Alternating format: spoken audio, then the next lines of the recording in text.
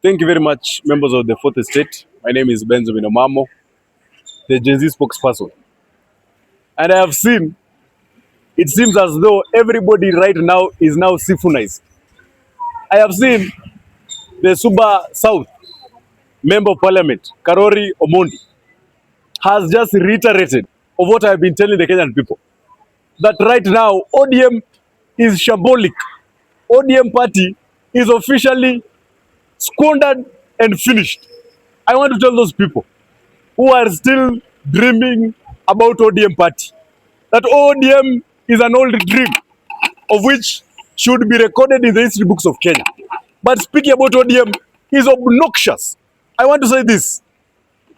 ODM Party, the only way we are going to restore ODM Party is if you give the reins and leadership to the youthful leaders like Babu Owino, like Edwin Sifuna, like Caleb Amisi, like Kina Kibagendi, and the rest who are ready to transform ODM Party. Kina James Orengo. But these people, these selfish people, in the likes of Gladys Wanga, the likes of Juret Mohammed, the likes of John Badi, Opio Andai, and Ali Hassan Joe, those people are the people that are squandering and messing the government of William Samoei Ruto. I want to say this. It was a very big mistake for President William Ruto to equip such people into government. Those are the people that have messed the government of William Ruto even worse. The broad-based government is the worst compared to even President William Ruto when Gachagua was the deputy president. I want to say this to those who are saying that Sifuna, they are going to deal with Sifuna. I want to tell you, we are behind Sifuna, and everybody right now is Sifunized. We are going to start with Edwin Sifuna, and on Saturday, we are saying this, we are still coming as a tsunami. We are still coming as a big wave. It will be a shocker. The crowd that will be there in Kakamega is going to be unbelievable, historical. It will be like Raila Odinga, a reincarnation of Baba. It is going to be a reincarnation of Baba. Kakamega is going to be fully packed, all the way from Trans Nzoia County, Bungoma, Busia, Kakamega, Vihiga, all the way from Nyanza, all the way to Rift Valley. Everybody is assembling in Kakamega to stand in solidarity with Edwin Sifuna. And we're not going to allow anybody to intimidate Edwin Watenya Sifuna. We're not going to allow anybody to intimidate Babu Ongili Owino. We're not going to allow anybody to intimidate those who are standing by the policies and dialect of Baba Raila Odinga. Wale watu wote wanatuambia mambo sijui broad base. Mara Oburu, you're even confused. You don't even understand of what you want. Mara, you want to be deputy president. You want to be the party leader. You are the youth leader. Sijui, you want to be a negotiator. What do you want? What do you want? We want as Luos, we want you to explain to us what is your personal interest with William Ruto's government. Because we're not going to follow you. We cannot follow Baba. We followed Baba for 40 years. Then we come and follow Oburu Odinga, a 90-year-old man who has done nothing for the people of Oluwa Nyanza. Somebody who has been a senator of Siaya County has never spoken anything useful in the corridors of Senate, wants to now control the politics of Oluwa Nyanza. People like Babu Owino have been there. People like Sifuna have been there. People who have been mentored by Baba Raila Odinga, now they can be mentored by someone like Oburu. Can you compare Oburu Odinga and Baba Raila Odinga? We cannot. There is no comparison. There is no debate on whether we are going to support Oburu Odinga. That is a no. We are not. We are telling you Oburu ngo. You are telling us ngo. We are telling you also ngo. We are not going to support you Oburu Odinga. We cannot support an old man like Oburu Odinga. Somebody who is not even ambitious. Just look at the way you are behaving. You are embarrassing Luos. You are embarrassing us, Oburu Odinga, by the way you are behaving. You are confused. You don't even understand. You are there sleeping in meetings. You are confused. Then you come to Senate and tell us, oh, Siju, I am disappointed by the way whatever happened in Kitengela. Then you go and tell us, tunataka power. We don't want your power.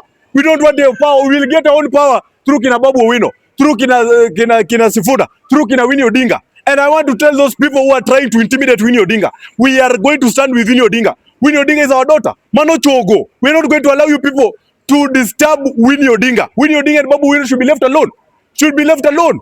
And I want to speak on this issue of Nairobi County. Now that Johnson Sakaja has said that he's delegated the entire power to the national government, we are telling you, Johnson Sakaja, now you have given Babu Owino a straight tick into city hall offices. You have now delegated power to Babu Owino. by delegating power to the national government, it is shown that you have failed to take over the reins and leadership as a governor of Nairobi. It is now like you are a ceremonial governor in Nairobi. That is why we are saying Babu Ongile Owino will be installed. This time we don't want dimples. We don't want dimples in Nairobi. We want brains. We want people who are ready to serve the people of Nairobi. It cannot be that Nairobi County in the 21st century will still have garbage collection in Nairobi. We still have funny people who are now comedians. Somebody like Geoffrey Musiria walking around, talking about Sijui, he is now talking to a lady, trying to fix marital issues, trying to fix relationship issues, trying to talk about waganga, posters of wagangas, mambo ya kushika miti. Such incompetence cannot be allowed in the city of Nairobi. That is why we are bringing Babu Ongile Owino as the governor of Nairobi. And I have to tell Babu Owino, it seems as though you have surpassed the level of becoming a member of parliament, becoming a governor in Nairobi. We want you to be in the national politics of this country. We are not going to allow theatrics and gimmicks anymore. We are not going to allow. That is why we are saying we are standing with Edwin Sifuna, and I am welcoming everybody to Kakamega County. We as Luos, we are not going to be controlled by people who have fought for nothing in this country. That is why we are telling Oburu Odinga, we endelea kusema ngo, lakini kura ni kwa Babu Owino. Kura is for those who are ready to transform this country. Lakini mambo ya kutuambia ngo, sijui power, that will not help anybody in this country. Thank you very much. Hapa ni mjukuu wa mwalimu, tuko naye the Gen Z spokesperson, self-proclaimed, anaitwa Benjamin Omamo. Inakuwaje Benjamin? Asante sana, niko salama. Niko ngangana tu kuhakikisha the youth of this country are being wanashughulikiwa vizuri vilivyo. Unaona wapi uongozi wa vijana katika taifa? The youth of this country are beginning to rise from the slumber and sleep that Kenyans have been sleeping. Vijana sasa wamechanua wazee, wamechanua millennials na ancestors. Wamewachanua sasa. Now the politics of Kenya is now changing gradually as the day goes. Umeona juzi Sifuna has brought a controversial debate across the country. That is the discussion we wanted in this country. We want new leadership, new competent leaders who are ready to transform this country. That is why we are pushing on this dialect that Edwin Sifuna has started. Kina Babu Owino, kina Caleb Amisi, kina Kibagendi. These are the leaders we want. And I want to encourage even those who are still lost, that we are welcoming the prodigal sons to come into the new wave. We are welcoming kina Fikirini Jacobs, people who are working in government, people who you can see they are working for the Kenyan people, people who their track record is known, people who have stood with integrity, people who are ready to serve Kenyans. Somebody like Raymond Omolo, somebody who is competent enough, somebody who is working, somebody who helps people. If you go to Nyanza there, you just see Raymond Omolo. Everybody just seeing Raymond Omolo. Such people like Fikirini Jacobs, people in coastal region who are working, you can see the work there that they are doing. You can see that they are empowering youths through sports, through different nurturing talents. You are seeing the credibility in them. You are seeing the form of leadership in them. But these people ambao wanapiga vipindi, we don't want such people.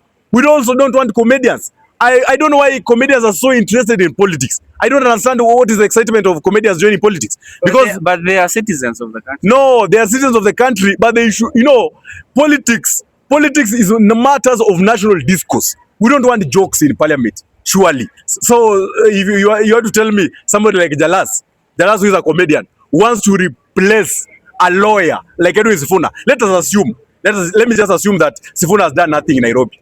We're just assuming Sifuna has not oversighted the governor of Nairobi. Now, if a lawyer can fail to do such duties, then how can a comedian be successful in delegating national or county issues like a senator? So you want to compare a comedian and a lawyer? That cannot be in the comparison. That is why we are saying we want serious people. And that is why I'm fostering. I am fostering for a youthful government, a government that has people who are serious. We want a presidency whereby we will see Sifuna there, we will see Babu Owino, we will see Caleb Amisi, we will see Kibagendi, we will see young youthful leaders like Fikirini Jacobs. We want him to move away from leaders who want to spoil his political career. We want people like Raymond Omolo to unite. These are the leaders we want. People who are working and Kenyans can see. There is no Kenyan I've ever seen disputing about Fikrini Jacobs. I've never had a complaint about Fikrini Jacobs. I have never had any complaint about Raymond Omolo. These are people who are working. As much as they are within the government, we are seeing what they are doing. So there are so many people within the government who are messing big time for President William Ruto. They are the ones making President William Ruto look as though he has achieved nothing in his whole political career ever since he joined politics, because of incompetent people.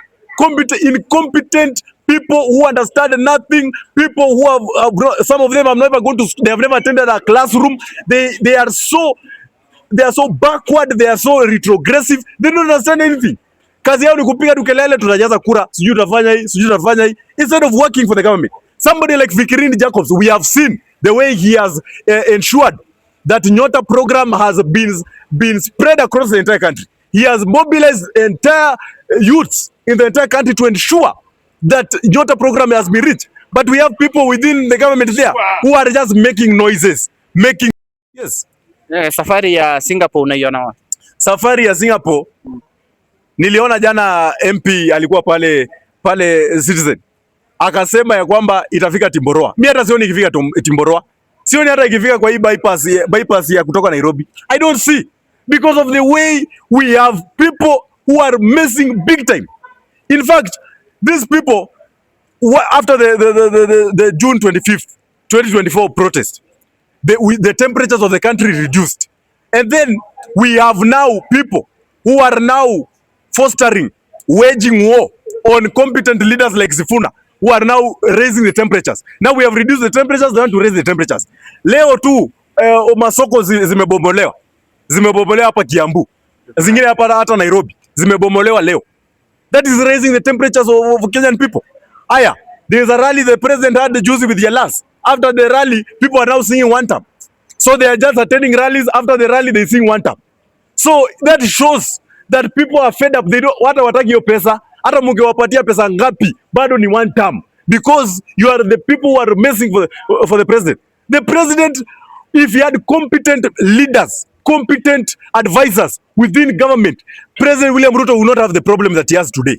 But he has many incompetent leaders who understand nothing. People who have never even attended school. I see somebody there in Western Kenya threatening leaders, telling them, threatening the former president. Somebody who has never attended school, a mere PA, is addressing a former president, surely, in the name of saying, sijui you are retired, you have no obligation to sijui foster politics in this country. How can a PA be addressing? If it was somebody like Duale addressing the former president, that is reasonable. Somebody like the deputy president addressing Uhuru Kenyatta, that is reasonable. But a PA who has never attended school is addressing a former president of this country. How can he be addressing the former president of this country? That is why we are saying the president, if he wants really is serious about TUTAP, it is not about an issue of handouts. It is an issue of restructuring government. It is an issue of including competent leaders inside your government. But it's not an issue of kujipiga kifua. Si mambo ya kujipiga kifua ati I have no competitor, I have no one who is going to succeed me in my leadership. It was Raila Amolo Odinga who could succeed me in the leadership. That is not the way. Mr. President, if you want this country to go back into the right track, and if you're serious about this issue of Singapore and transform this country, you need to involve competent leaders in your government. Thank you. Don't involve that confidence.